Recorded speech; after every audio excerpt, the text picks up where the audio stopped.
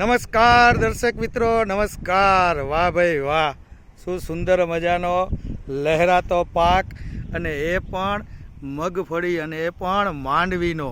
શું વાત છે, આખો નજારો મિત્રો હું તમને બતાવી રહ્યો છું, એકદમ ગ્રીન ગ્રીન. ચાલો મળાવું એવા ખેડૂત મિત્રને જેને ખેતીની અંદર એક ચાર ચાંદ લગાવી ચૂક્યા છે મિત્રો.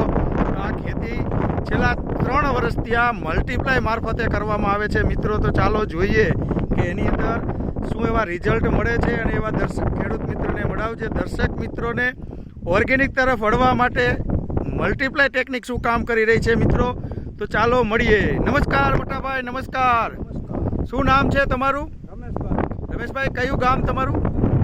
તાલુકો અને જિલ્લો મોરબી, રાઈટ. હવે રમેશભાઈ, આ આખો પ્લોટ જે છે મગફળીનો એ તમારો છે, બરોબર ને? તો રમેશભાઈ, આટલી સારી મગફળી થવાનું કારણ શું છે એ અમારા દર્શક મિત્રોને વિગતવાર થોડુંક સમજાવો. ઉનાળે ખાતર સાથે કેટલું આપતા હતા તમે? 1 વીઘે 1 કિલો. Right right. એનાથી મનસુખભાઈ શું ફાયદા દેખાય તમને? અચ્છા, શું ફાયદા એમ છોડની? હા, છોડ બહુ મોટા હોય. કાંતિભાઈ બોક્સ લઈ લ્યો, રમેશભાઈ બતાવશે.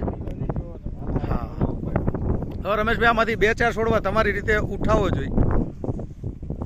ઓહો, કરો તો અધરામ કાંતિભાઈ. વાહ, હા હાઈટ છે એમને, અને ગ્રીનરી